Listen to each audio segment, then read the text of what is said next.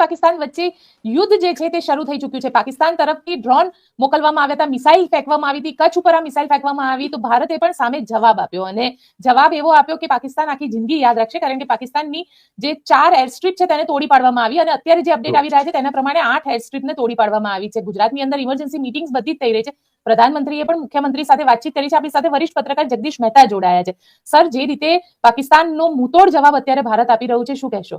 ગઈકાલ સુધી તો પાકિસ્તાન મિયાની મીંદડી થઈને બેઠું હતું, પણ ઇન્ટરનેશનલ મોનિટરિંગ ફંડ IMF એને $1 બિલિયન આપણી ભાષામાં કહો તો 19,000 કરોડ રૂપિયા એની લોન આપવાની શું જાહેરાત કરી દીધી. પાકિસ્તાનની ચકલી ફૂલકે ચડી ગઈ એટલે એને ગુસ્તાખી શરૂ કરી. એટલે આપણા જેટલા સરહદી રાજ્યો છે, શ્રીનગર થી માંડી, પંજાબ થી માંડી, રાજસ્થાન થી માંડી, કચ્છ, ગુજરાત, આ બધી જગ્યાએ એને છમકલા શરૂ કરી દીધા. એને ગઈકાલે પ્રમ દિવસથી જેમ 4 દિવસથી આપણે ઓપરેશન સિંદૂર શરૂ કર્યું, 4 દિવસથી એને જ હિમાકત શરૂ કરી. ડ્રોન એક પછી પેલા ચાઇનીઝ ડ્રોન હતા, હવે જે મિસાઇલ, મિની મિસાઇલ્સ અને ડ્રોન એ તુર્કીના બનાવટના છે. તુર્કી એનું એક માલવાહક જહાજ એ 2-3 દિવસ પહેલા પાકિસ્તાનમાં ઉતર્યું હતું. એમાં નકરા આ જ વાત હતી, ડ્રોન અને મિની મિસાઇલ્સ જેવું જેને કહેવાય તે. અને એ ચાઇનીઝ હતા, એને કઈ બહુ અસર ન કરી. આપણી એર ડિફેન્સે એને તોડી પાડ્યા, એ જુદી ઘટના છે.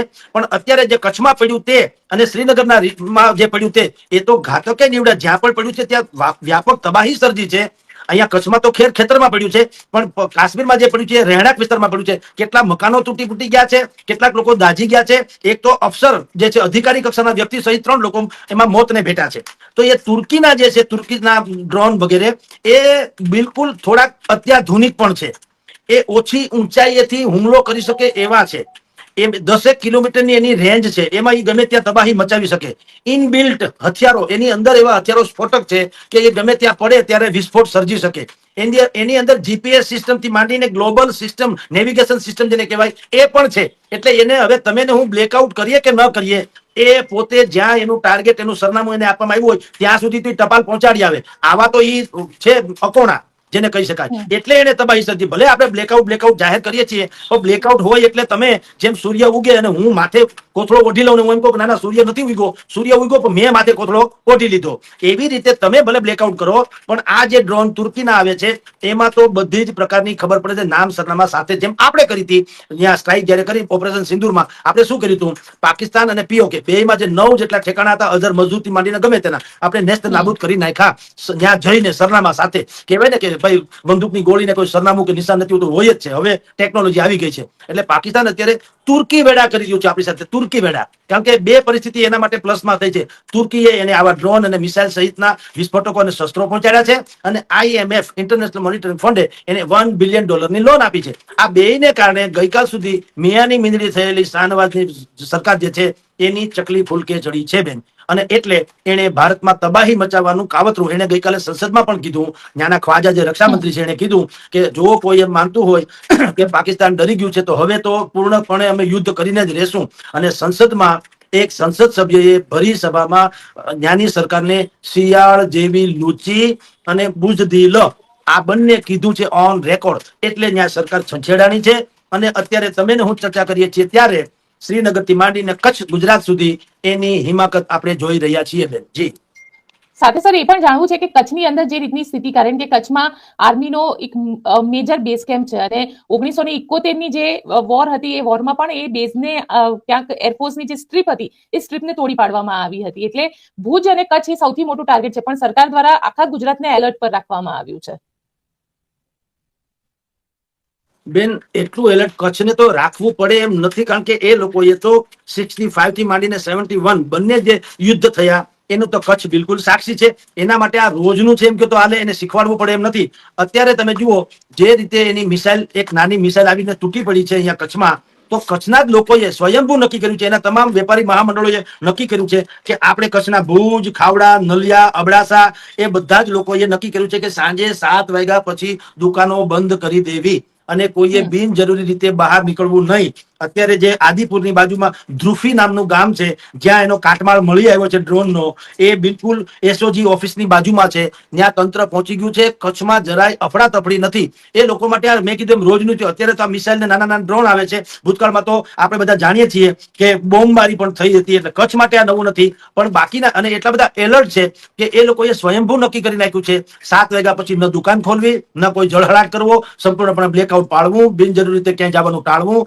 રાજ્ય સરકારે પણ તમામ પ્રકારના સાવધાનીના પગલા લીધા છે. તમામે તમામ સરકારી કર્મચારીઓને રજા રદ કરી દીધી. સિવિલ હોસ્પિટલમાં જે કાંઈ ઇક્વિપમેન્ટ કહેવાય, ઉપકરણો કહી શકાય, ઇમરજન્સીમાં કામ લાગે એવા હેલ્થને લગતા તે બધાથી સજ્જ કરવાની વ્યવસ્થા કરવામાં આવી. તમામ ડોક્ટર અને પેરામેડિકલ સ્ટાફ, નર્સિસ વગેરેને પણ બિલકુલ સ્ટેન્ડ બાય રહેવાનો આદેશ આપવામાં આવ્યો છે. કોઈને કોઈ પ્રકારની રજા આપવામાં આવી નથી ત્યાં સુધી કે શિક્ષકોને પણ કીધું છે કે તમે પણ વેકેશન ભલે હોય તો પણ તમે સ્ટેન્ડ બાય રહેજો. એટલે સરકારે પગલા ભર્યા છે. લોહીનો જથ્થો પૂરતા પ્રમાણમાં તૈયાર રહે એટલે અત્યારે કચ્છ, ભુજ, મોરબી, અમરેલી, રાજકોટ ઇત્યાદિ ગામોમાં મોટા પાયે મેડિકલ કેમ્પ જનતાએ શરૂ કરી દીધા છે સ્વયંભૂ. અને વિશાળ માત્રામાં એ રક્ત એકત્રિત થઈએ એ આપણે સિવિલ હોસ્પિટલથી માંડીને સરકાર જ્યાં કે ત્યાં પહોંચાડવાની વ્યવસ્થા કરવામાં આવી રહી છે. બીજું, અમદાવાદથી 75 જેટલી ન્યૂ બ્રાન્ડ એમ્બ્યુલન્સ એ કચ્છમાં સ્પેસિફાઈ મૂકવામાં આવી છે. એ પણ કચ્છ સહિતના સાગરકાંઠાના જેટલા, અમરેલીથી માંડીને સાગરકાંઠાના જેટલા ગામો છે, સોમનાથ ઇત્યાદિ, ત્યાં પણ આ પ્રકારની ઇક્વિપમેન્ટ મોકલવામાં આવી છે. એટલે કે સરકાર બધી જ રીતે તૈયાર છે. ઓક્સિજનનો સ્ટોક કરી રહી છે, લોહીનો સ્ટોક કરી રહી છે, દવા પણ જેટલી આવશ્યક માત્રામાં જરૂર પડે એવી સંભાવના હોય તો એટલો દવાનો સ્ટોક કરવામાં આવી રહ્યો છે. અનાજ, કરિયાણું અને ડીઝલ, પેટ્રોલ અને ખાદ્ય તેલ વગેરે એનો પણ બિલકુલ પૂરતી માત્રામાં ચારેકોર વિતરણ થઈ શકે એ સંજોગોમાં કરી દેવામાં આવ્યું છે. સામાજિક સંસ્થાઓને આદેશ કરી દેવામાં આવ્યો છે કલેક્ટર થ્રુ કે તમે હજારો કે લાખોની સંખ્યામાં ફૂડ પેકેટ તૈયાર કરવા માંડો. અને 15મી તારીખ સુધી, જુઓ બેન, બહુ મહત્વપૂર્ણ વાત છે. 15મી તારીખ સુધીની આ બધી જ કવાયતને ડેડલાઈન આપવામાં આવી છે કે આ તારીખ સુધીમાં બધું જ, એટલે કે 15મી તારીખ સુધીમાં તૈયાર નહીં ત્યાં સુધી જરૂર પડે એમ છે, એમ કે છે. અર્થાત આજે આપણે વાત કરીએ છીએ ત્યારે 10 તારીખ છે, 15મી તારીખે 5 દિવસ, પ્રત્યેક રાત કયામતની રાત પણ બની શકે. એટલે પેનિક ન સર્જાય, અફડાતફડી ન સર્જાય અને નાગરિકોને યુદ્ધના સમયમાં પણ બધી જ આવશ્યક ચીજ વસ્તુઓ મળી રહે એટલે ખભે ખભા મિલાવીને આખું તંત્ર, જનતંત્ર બે ખભે ખભા મિલાવીને સંભવિત યુદ્ધના જે પણ એમાં બનાવ બનવા પામેલું હોય તો એ તમામ પરિસ્થિતિને પહોંચી વળવા માટે તૈયારી કરી રહ્યા છે. જી બેન. સાથે સર એ પણ સમજવું છે, કારણ કે અત્યારે જે સમાચાર આવી રહ્યા છે તેના પ્રમાણે 5 જેટલા જે ટોપ વોન્ટેડ આતંકવાદીઓ હતા, ભારત દેશના જે વોન્ટેડ આતંકવાદીઓ હતા, તેમનું મૃત્યુ થયું છે. 7મી તારીખે આપણે જે એર સ્ટ્રાઇક કરી હતી તેની અંદર, અને એમાં લશ્કરે તોયબા અને જશે મોહમ્મદ અના હતા. અને એમાં મોટાભાગના જે આતંકવાદીઓના જે ફ્યુનરલ થયા, અંતિમ યાત્રા નીકળી, એની અંદર પાક આર્મીના જનરલથી લઈને ઘણા બધા હાઈ લેવલના અધિકારીઓ ત્યાં આગળ દેખાયા હતા. એટલે પાકિસ્તાન ભારત દેશની અંદર એક પ્રોક્સી વોર જ ચલાવે છે આતંકવાદીઓ થકી. બેન, એ તો એક ને એક બે જેવી વાત છે. હવે ભારતે સાબિત કરવાનું રહેતું નથી. અઝહર મસૂદના 14 જણા આતંકવાદી જે કાલે મરી ગયા, આપણે એને મારી નાખ્યા રાધર, એના જનાજામાં પણ લશ્કરી અધિકારીઓ અને કેટલાક સત્તાધીશો હતા. અને આપણે જાણીએ છીએ એ લોકોએ એનો પાકિસ્તાનનો રાષ્ટ્રીય ધ્વજ એના તાબૂત ઉપર ઓઢાડ્યો. એટલે હવે આ તો નિર્ધારિત સ્વાભાવિક વાત છે કે એને ત્યાં ગુડ ટેરરિસ્ટ અને બેડ ટેરરિસ્ટ આ બંને પ્રકારના આતંકવાદીઓ જે છે એ પાકિસ્તાનમાં પલે પૂલે છે. વિશ્વને હવે કાંઈ કહેવાની જરૂર નથી. વિશ્વ પાગલ નથી, પણ વિશ્વ કેવું છે, બુદ્ધિપૂર્વકનું દોધારું છે. એના બેવડા ધોરણ છે, બેવડા કાટલા છે. એ ચોરને કે ચોરી કરો, ગરદણીને કે જાગતા રહો. પાકિસ્તાનને પૈસા આપે, શસ્ત્ર આપે, તાલીમ આપે, આતંકવાદી તૈયાર કરે અને ભારતને કે તમે સંયમમાં રહો. એટલે આ વિશ્વના બેવડા ધોરણ છે. હવે નરેન્દ્ર મોદીની સરકાર એમાં ક્યાંય ઝાંચામાં આવે એમ નથી, જાળમાં આવે એમ નથી. અત્યાર સુધી તમે ગોપીબેન, તમે જર્નલિઝમમાં છો, આપણે આમાં જાણીએ છીએ, અત્યાર સુધીની સરકારો શું કહેતી હતી, કોઈ પણ ઘટના બને તો કે પડોશી બદલે નહીં જાતે. એટલે પડોશી બદલે નહીં જાતે એ આપણી જ નબળાઈ શું કામ?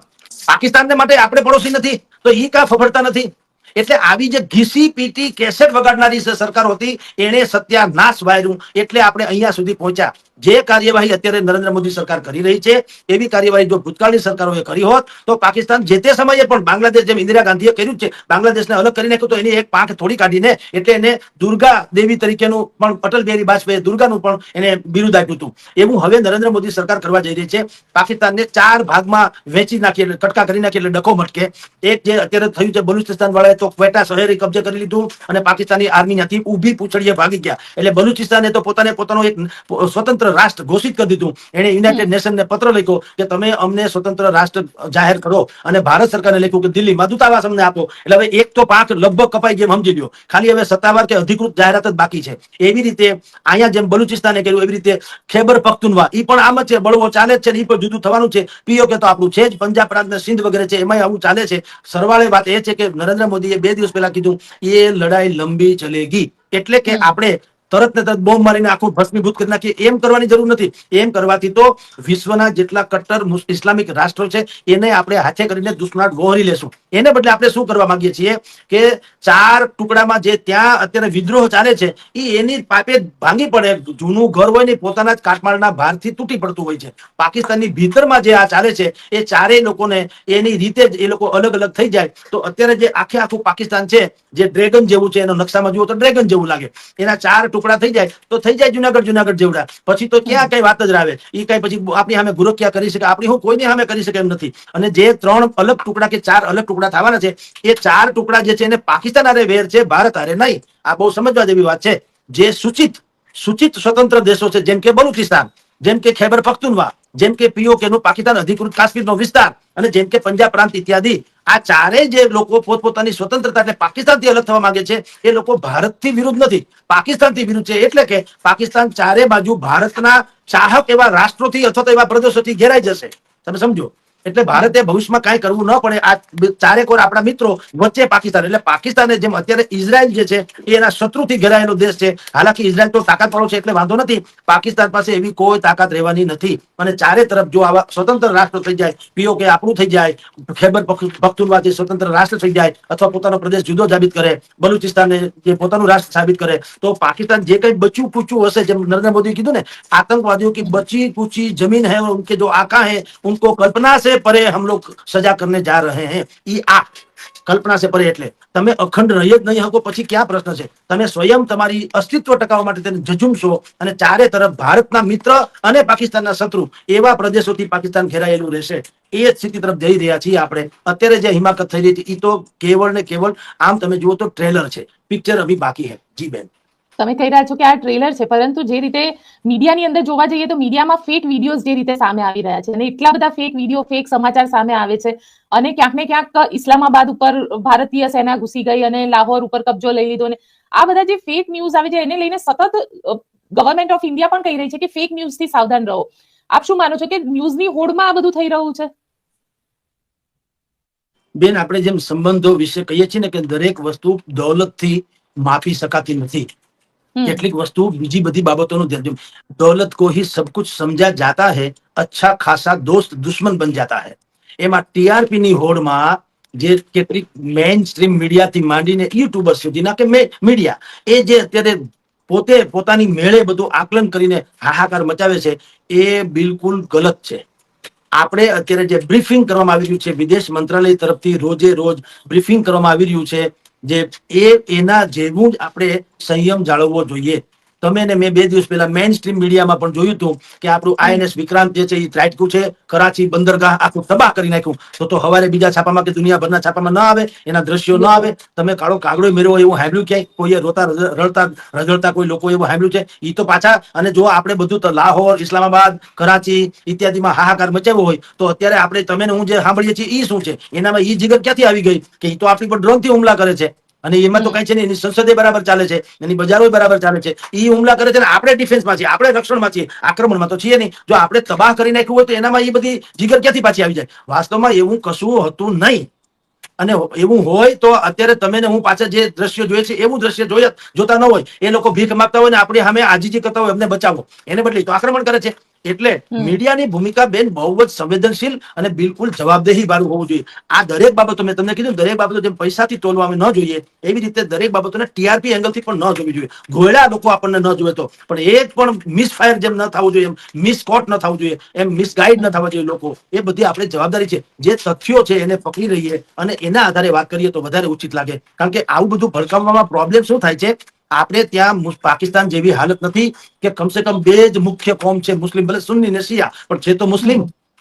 આપણે ત્યાં 18 વરણ રહે છે.